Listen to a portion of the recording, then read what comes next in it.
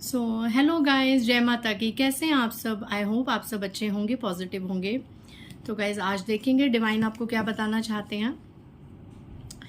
So guys इससे पहले जिन्होंने मेरे चैनल को सब्सक्राइब करा है उन्हें थैंक यू सो मच। और जिन्होंने नहीं करा है प्लीज़ मेरे चैनल को लाइक कीजिए, सब्सक्राइब कीजिए और शेयर कीजिए।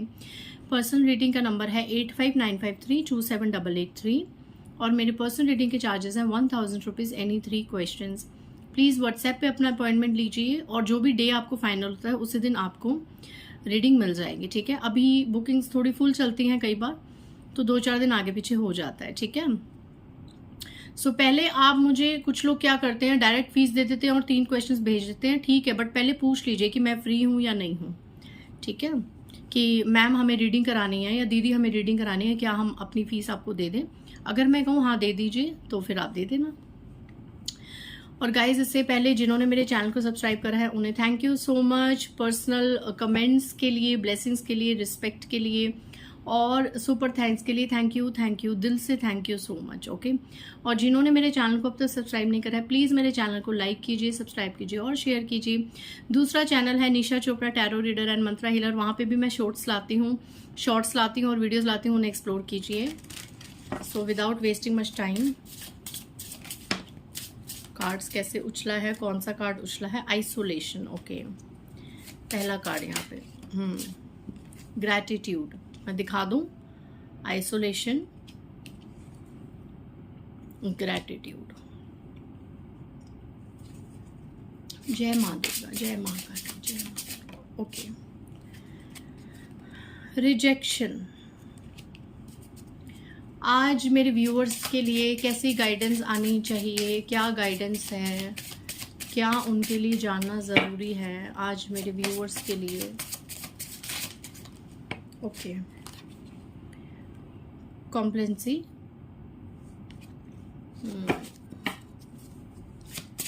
जय माता दी, जय माँ दुर्गा। आज जो भी मेरे सोल ब्रदर, सोल सिस्टर्स, मेरी सोल फैमिली, जो भी व्यूअर ये वीडियो देख रहा है उसके लिए क्या जानना ज़रूरी है। फॉरगिवनेस, 3 मोर कार्ड्स मैं लूँगी गाइज, उसके बाद मैं बॉटम ऑफ द डेक लूँगी, ओके। कार्ड्स कैसे उछल रहे हैं आज? Fake it, 2 more cards, oh 3 cards गिरे गाइज, जय माता दी। Instinct, perseverance, despondence and bottom of the deck है क्रिएशन, एनलाइटमेंट, विजडम, ओके। जय माँ दुर्गा, जय महाकाली, जय महाकाली, जय। थ्रोट चक्र बहुत ज़्यादा हो रहा है, 1 सेकेंड गाइज।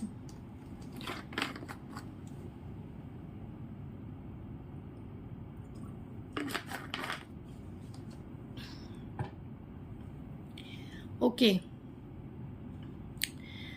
तो यहाँ पे उन लोगों के लिए एनर्जीज आई हैं जो बहुत ज़्यादा आइसोलेशन की एनर्जी में है इस वक्त, कॉम्प्लेसेंसी की एनर्जी में है, मतलब कि आप में से बहुत से लोग उदास हैं और अकेले रहना पसंद कर रहे हैं। बहुत ज़्यादा अकेलापन, निराशा एक कंप्लेंट्स करते हुए नज़र आ रहे हैं, ईश्वर से शिकायतें करते हुए नज़र आ रहे हैं, ईश्वर से पूछते हुए नज़र आ रहे हैं कि जीवन में ये पतझड़ का जो समय है वो कब जाएगा। Literally you are facing like a पतझड़ का टाइम।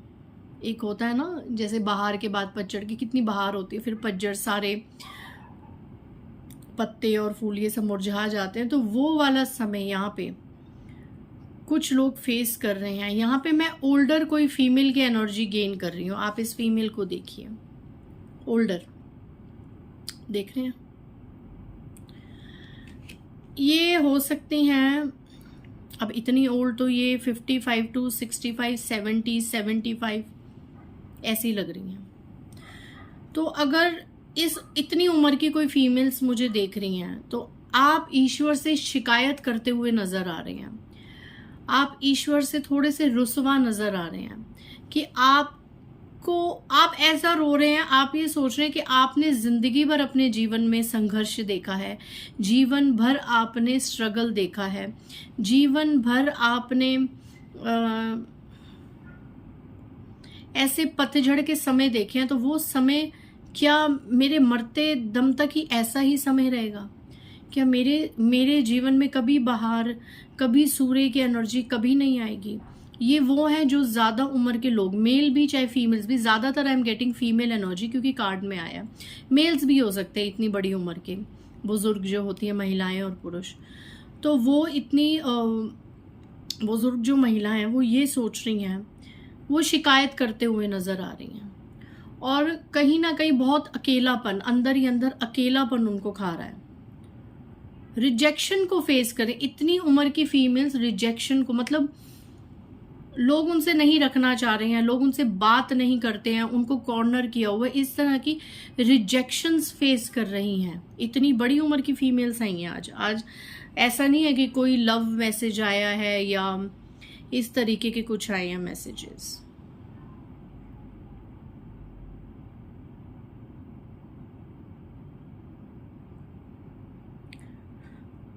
कुछ लोग यहाँ पे ना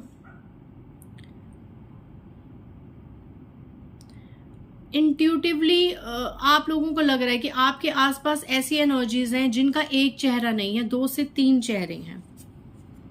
ये देखिए आप, इंस्टिंक्ट का कार्ड आया कि एक चेहरा नहीं, एक इंसान आपके इर्द गिर्द है, कोई ऐसी एनर्जी आपके इर्द गिर्द है जिसका एक चेहरा नहीं है, जिसके 2-3 चेहरे हैं, और आपको घबराहट होती है उसके साथ। ये मैं सभी के लिए कह रही हूँ, जिस भी उम्र में आपको घबराहट होती है उसके साथ कुछ भी शेयर करने से, अपनी दिल की बात उनके साथ शेयर करने से आपको घबराहट होती है।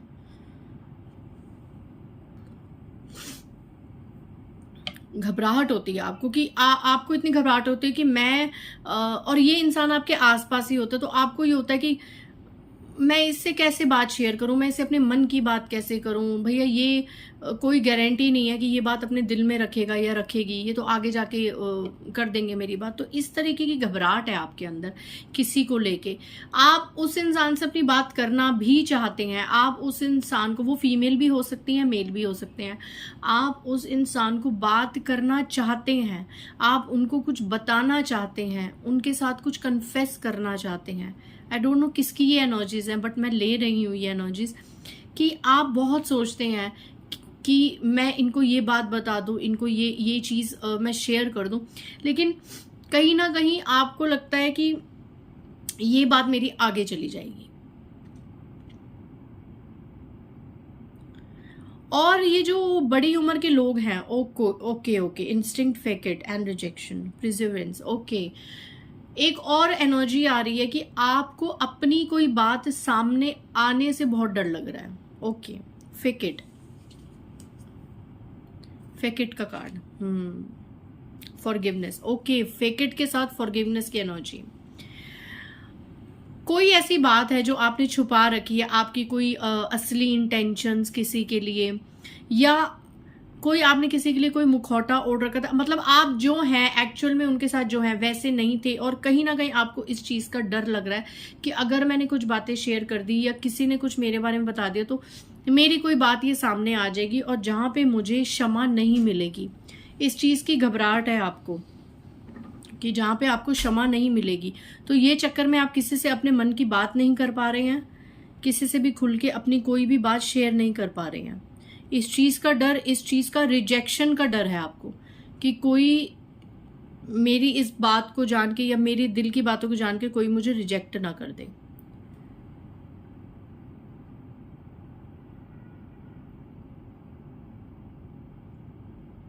फॉरगिवनेस की एनर्जी आ रही है, क्षमा मांगना और क्षमा कर देना, ये दोनों एनर्जीज आ रही हैं कि यहाँ पे आप लोगों को ज़रूरत है किसी से क्षमा मांगने की और ज़रूरत है किसी को क्षमा करने की। वो आप अपने एनर्जीज के अकॉर्डिंग देख लेना।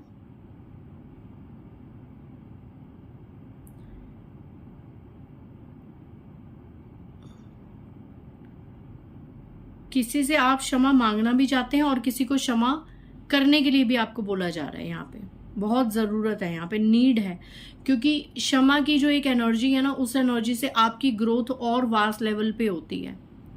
अगर आप किसी को क्षमा कर देते हैं या अपने गुनाहों की किसी से क्षमा मांग लेते हैं तो ऐसा नहीं है कि कर्म बंधन कट जाते हैं, लेकिन बहुत हद तक उतनी ऊर्जा अंदर आ जाती है कि चीज़ें बहुत अच्छे से हैंडल हो जाती हैं, मन का भार एक हल्का हो जाता है। यहाँ पे किसी को कहा जा रहा है कि शुक्राना ज़रूर करें।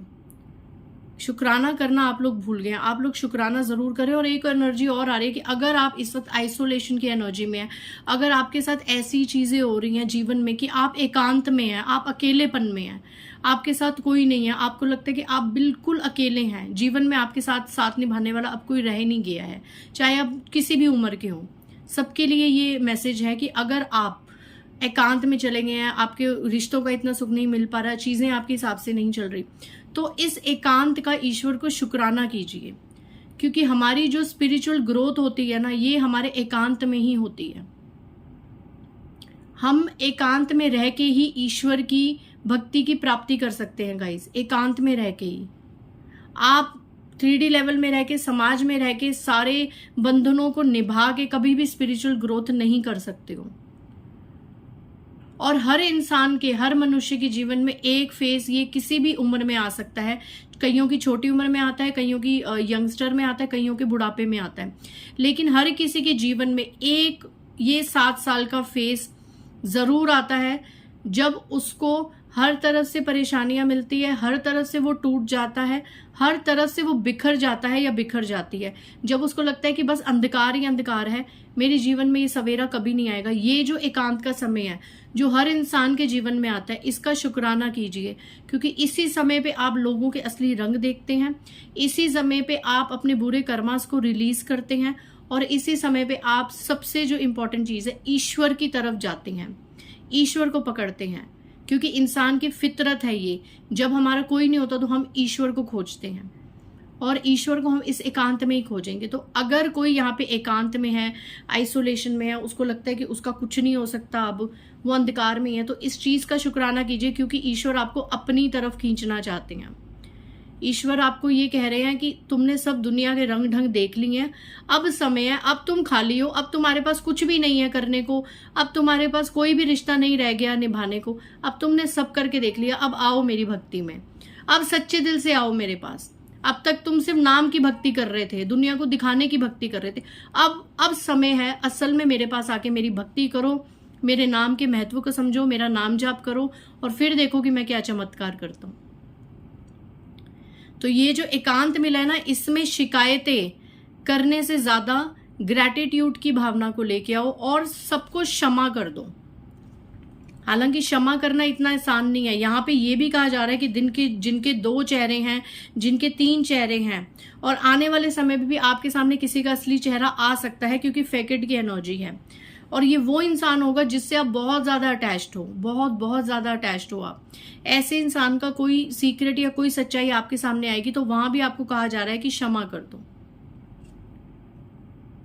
क्षमा करना इतना आसान नहीं है, पर मैं बार बार इसलिए कह रही हूँ क्योंकि आपके कार्ड्स में ही आया है आज कि आपको क्षमा करना है और किसी से क्षमा मांगने की जरूरत है। अब किससे क्षमा मांगने की जरूरत है वो आपको पता, आपकी इंस्टिंक्ट क्या कहती है, आपके अंदर का दिल क्या कहता है कि आपको किससे क्षमा मांगने की जरूरत है। लेकिन रही बात क्षमा करने की, तो ये इतना आसान नहीं होता, क्षमा करना इतना आसान नहीं होता। मैं भले ही अपनी वीडियोस में कहती हूँ और भी टैरो रीडर्स कहते हैं, बट मेरा ये पर्सनल एक्सपीरियंस है, आप किसी को इतनी आसानी से माफ नहीं कर सकते हो, लेकिन कोशिश करो कि माफ कर दो। बट अगर कई बार आपका इतना दिल दुखा होता है, आप नहीं माफ कर सकते, क्योंकि हर किसी का अपना अपना स्वभाव होता है। अगर आप नहीं माफ कर सकते तो आप एटलीस्ट उसको उस चीज को ईश्वर के हवाले करके आगे तो बढ़ सकते हैं। आप आगे तो बढ़ सकते हैं, आप भक्ति में आगे तो बढ़ सकते हैं, उसमें तो कोई बुराई नहीं है। मत करो आप क्षमा, आप दिल रखी जाती हैं, आप क्या रखेंगे, वो दिल में रहती हैं, चीजें दिमाग में रहती हैं कि ऐसे हुआ था, ऐसा बोला था, ये किया था, ये हुआ था, ये चीजें रहती हैं दिमाग में। मत करो क्षमा, बट आगे तो बढ़ सकते हो, अपनी लाइफ पे आगे फोकस तो कर सकते हो। क्षमा नहीं कर सकते कोई बात नहीं, बट उनको ईश्वर के हवाले कर सकते हो कि आप देख लो, मैं नहीं माफ कर सकता, मैं नहीं माफ कर सकती, आप देख लो इनको इनका क्या करना है, बट ये लोग अब मेरा कुछ गलत ना कर पाए और मैं आगे बढ़ूं, दैट्स इट। इतना तो आप कर सकते हो। इतने में ही अगर आप भक्ति करेंगे, इतना ये सोच के भी अगर आप आगे बढ़ेंगे तो आप जीवन में काफी कुछ पा लेंगे। लेकिन हर वक्त तिल तिल के मरना कि उसने ये किया था, उसने ये बोला था, और बदले की भावना, ईर्ष्या की भावना, ये तो डिवाइन लोगों का काम ही नहीं है। अगर आप बदले की भावना में रहेंगे ना, आप आगे कभी नहीं बढ़ पाएंगे। और सच में अगर आपको बदला लेना, सबसे बड़ा बदला क्या होता है? अपने आप को सफल करना। सामने वाला अपने आप ही ढेर हो जाता है। अगर आपको किसी से बदला लेना है, आपका किसी ने दिल दुखाया है आपको, तो कुछ बन के दिखाओ। समाज में कुछ बन के दिखाओगे। जब वो समाज में आपकी अब 2 बातें करे तो समाज भी उसको बोले कि किसके बारे में बात कर रहे हो। उस इंसान ने अपना नाम बना लिया है, उसने अपना नाम कमा लिया है, और तुम वहीं के वहीं हो। ठीक है, तो आप क्षमा नहीं कर सकते, कोई बात नहीं, बट बदले की भावना भी मत करो और कुड़ कुड़ के मत जियो। आगे बढ़ो, अपने सेल्फ पर्पस पे आगे बढ़ते जाओ। उनका कर्मा अपने आप मिल जाएगा। यहाँ पे आप क्षमा कर सकते हो, बहुत अच्छी बात है, उससे बड़ी कोई बात नहीं है। बट नहीं कर सकते तो भूल के आगे बढ़ो। ठीक है, तो आज की रीडिंग में ये बहुत अच्छे मैसेजेस आए थे कि जो लोग एकांत में हैं, जो लोग अकेलेपन में हैं, उन्हें इस चीज का शुक्राना करने की जरूरत है, क्योंकि आने वाले समय में आप अपनी क्रिएशन से बहुत लाइफ में ब्लेसिंग्स ही गेन कर रहे हैं, ब्लेसिंग्स ही अट्रैक्ट कर रहे हैं। ठीक है, तो मैं एक गाइडेंस देख लेती हूँ आप लोगों के लिए मोनोलॉजी से।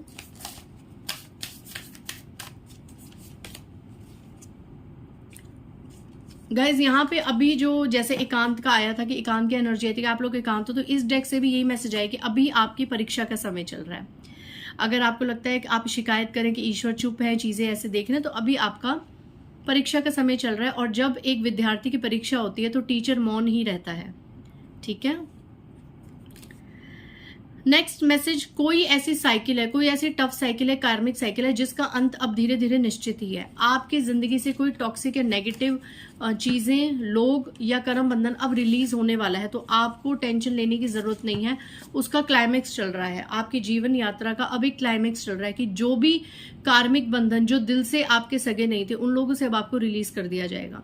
जो लोग आपकी तरक्की में बाधा बन रहे थे, आपके जीवन में बाधा बन रहे थे, उनको आपसे रिलीज कर दिया जाएगा। ठीक है, you and your loved ones are safe, a new start is coming. देखो सेम वही मैसेज है, तो बार बार डेक लेने की जरूरत नहीं है। आप और आपके डियर वंस प्रोटेक्टेड हैं, आप उनकी सुरक्षा की चिंता मत कीजिए। और दूसरा कि आपकी जिंदगी में बहुत जल्दी खूबसूरत शुरुआत होने वाली है। ऑब्वियसली जब पुरानी चीजों से कर्म बंधन रिलीज होंगे तो न्यू स्टार्ट ही लाइफ में होगा। अब ये भक्ति के मार्ग में होगा, नए रिश्ते के मार्ग में होगा, ये तो आप ईश्वर ही जाने कि आपकी जिंदगी में किस चीज में एक न्यू स्टार्ट होगा। बट एक नया बदलाव और नई शुरुआत बहुत जल्द होगी। आई होप आज की रीडिंग में आपको क्लैरिटी मिली होगी। मिलते हैं नेक्स्ट रीडिंग में। बाय गाइस, जय माता दी।